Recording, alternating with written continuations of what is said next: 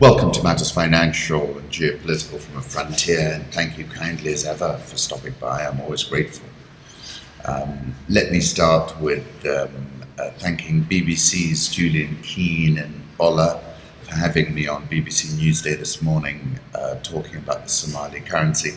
They're like old friends. I listen to them every morning and sometimes in the evening as well. And I've even visited them severally, so it really feels like a family. If you haven't seen the interview with KenGen's MD, Albert Mugo, do take a look at that, please. Macro thoughts, surprises keep surprising, says Aurelia. This is the Bloomberg dollar index. As you know, I've been bullish about the dollar all year, and I think we're beginning to see a very meaningful move start to unfold as people reprice US interest rates considerably higher. Fed still way behind the curve, gap between Fed funds rate and cost of money indicated by the Taylor rule at 3 points, the biggest since 1977. Mirrors on the ceiling, the pink champagne on ice was an article I wrote quoting Hotel California. And she said, "We are all just prisoners here of our own device." Last thing I remember, I was running for the door. I had to find the passage back to the place I was before. "Relax," said the night man. "We are programmed to receive." You can check out any time you like, but you can never leave. Powerful song, isn't it? And my point was that when the market turned, it was going to be very difficult to get out of these positions. And I think we've seen plenty of evidence that the market has now turned. A lot of risk calculations are based on value at risk. Essentially, you overlay a volatility measure over the portfolio, and you calculate how much money is on the line. Central banks have suppressed volatility in real terms. We've seen that in the stock market, for example, with an unprecedented series of days in terms of the complete lack of volatility. And I was saying in the bond market, investors are holding bigger and bigger positions at these currently artificially suppressed levels. If volatility spikes, positions are going to be reduced en masse, or to put it another way, it's mirrors on the ceiling, the pink champagne on ice. You can check out any time you like, but you can never leave. And I said then, which was last year, what is clear is that we're at the fag end of this party. US 10-year bond yield is testing key levels. Take a look at this. The probability for a March US rate hike jumps to 100%. Following strong ADP jobs report. That was one of the surprises that Aurelia was referring to. So basically, we're in a very interesting moment, I think, in the markets. We've got to stay awake and stay sharp. US 10-year bond yield, as I told you that already. Let me go to home thoughts. Shoot for the moon. The moon looked beautiful yesterday evening, and I took this photograph of it just outside my house. "It may be necessary to climb back into the heat of the moment," a quote by August Wilson. I like this photograph of the Savo taken by Pinke Fader, and that made me go back to a quotation that Daphne Sheldrick has used, credit to Sir Crispin Tickle.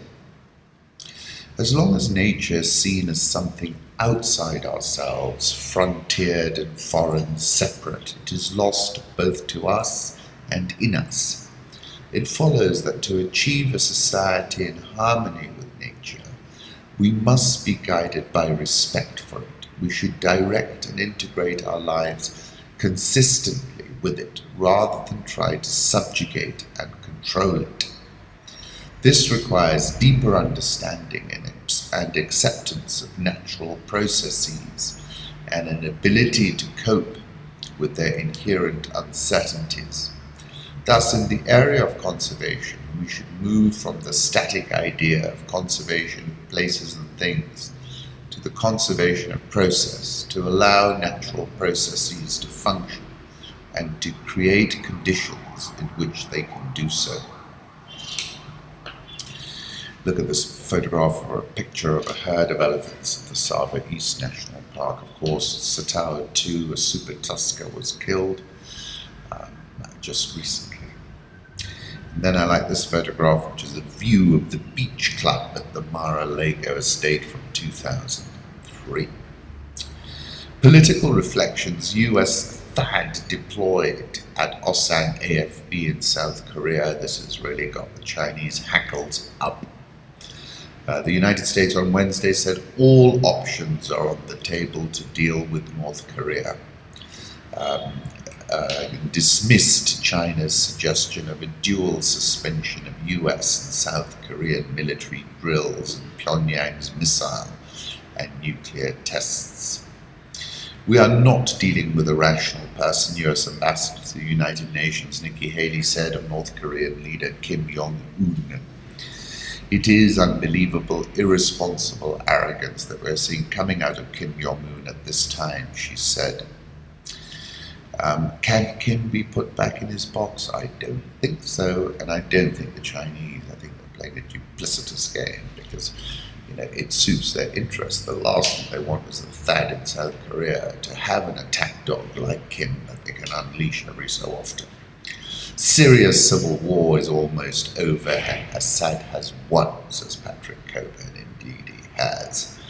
American and British ambitions to see Mr. Assad removed from power have been effectively abandoned, and the Syrian government shows every sign of wanting to retake all of Syria. If ISIS loses Mosul and Raqqa in the next few months, there will be little left of the caliphate declared in June 2014 as a territorial entity. And really it's a famous victory because Assad, who has this sort of Baldrick, I can't remember the other fellow, like look, has been very dogged. Russia came in and intervened decisively, but really it represented a major moment of staunching the colour revolution, the people revolution wave. 5 questions about the latest WikiLeaks. This is in the New Yorker. In other words, WikiLeaks has the files because the CIA has lost control of the majority of its hacking arsenal, including malware, viruses, trojans, weaponized zero-day exploits, malware remote control systems, and associated documentation. And then they ask 5 questions. How many ways might the CIA be watching? Files discuss the use of basic consumer products for surveillance. One of the more striking details involves your Samsung smart TV listening in on you, perhaps in collaboration with the camera or the microphone in your iPhone, even when the television is turned off. A television could also potentially yield information about what news programs or non-English language programs people watch, possible indicators of their political leanings, religious beliefs or associations. These are not new scenarios for privacy advocates. Some of the lawyers and journalists working on these matters put their phones in the refrigerator when having a sensitive conversation. But the files suggest that the CIA has gone from the concept stage to the actual building of a box of tools that can be used to break into consumer electronics. The tool for taking over a Samsung smart TV is called the Weeping Angel, which raises another question. How much time do CIA contractors spend watching Doctor Who? Watching Doctor Who, it also looks as if the CIA may have a way to get around the encryption features of messaging platforms. And there is talk of potential mission areas, such as the control systems of cars. It is not clear from the files how much of all this has been put into effect or whether it works in practice. The files indicate that the US government knows about and is happy to make use of and leave uncorrected vulnerabilities that could also allow bad actors away into American homes or, for that matter, American intelligence agencies. Asking, are Americans the target? This is going to be a key issue both politically and legally. What will the courts make of this is another question. And then the fifth question is, what about Donald Trump? Does Trump have any Samsung smart TVs? My response to that is, what did people think the CIA was doing, snaffling ice cream with a budget like that? They had to be doing stuff like this. And the interesting point to me is that, in that sense, WikiLeaks is again being very double-sided, right? I mean, the timing of this release, what are we meant to think? That it's traducing the CIA and, by extension, any accusations that they might issue. Jim Clancy, don't panic. You're probably not worth the effort it would take to turn your TV into a live streaming microphone. FBI's James Comey, there is no such thing as absolute privacy in America. Boom, Roger Stone was in contact with Guccifer 2.0 in the months before the election day, according to the smoking gun. That was in a Twitter communication with Glenn Greenwald. And this is the point I was making, that the coordination has been simply outrageous. It might be non-linear, and therefore they've been able to deny it. But actually, when you look at things, it's very clear that it was incredibly coordinated. Vladimir Putin praises women for their beauty and for always being on time on International Women's Day. Currency markets, well, there's a lot going on. Euro 105.53, dollar index 102.12, Japanese yen 114.86, Swiss franc 101.54, the pound 121.58, the Australian dollar 0.7511, Indian rupee 66.745, South Korean won 11.5689, but I would have thought that's going to sell off some more, isn't it? Brazilian real 316.31, Egyptian pound 17.6545. And finally, the South African rand at 13.1519. I said it was a sell when we got down to a 12 handle. Dollar index, let me put up a chart. My target is actually 110 on this dollar index, on the basis that we're going to see 4 rate strikes this year. Euro dollar, my target is parity there. We're now at 105.53. I think, the direction of travel, politically speaking, continues to add pressure to the European project. Commodity markets, gold, which I was calling for a move below 1200, is at 1204.10. Oil prices dived 5% on Wednesday to the lowest this year as US crude inventories ballooned to a record. The market did pair a little of the losses on Thursday, with US crude up 30 cents, while Brent crude bounced 43 cents, but let's see how long that bounce lasts. Oil holds losses to inch back above $50 as US supply stymies OPEC cuts, is the headline in Bloomberg. And I wrote about this on the weekend when I said I'm of the view that the shale boys in North America have OPEC over a barrel. Essentially, shale is able to turn on supply faster than OPEC is able to turn it off. It's a catch-22 for OPEC. And then prices have stabilized, and I'll put up a chart that Holger put up. Emerging markets, why India is building up its arms industry, is an article in Newsweek. Indonesia is luring Middle East cash at a time when Donald Trump is worrying Muslim nations. Markets. Emirates is making its flying bar bigger, swankier. And finally, in emerging markets, 1 billion Indians need their digital identities protected. This is a Bloomberg view. Let's move on to Africa. Congo risks 50% drop in power output due to low rainfall. Water levels in the Congo, Africa's second longest river, normally its deepest and a vital artery across the center of the continent, have fallen 50% compared to last year, said Medad Kikatani, spokesman for National Unity, SNEL. That meant levels for the November to February period were at the lowest in more than 100 years. So we really had a drought in this part of the world. Take a look at these photographs. One is a sunset journey down the Congo River, and another is running at sunset next to the Congo River. Brazzaville is in front.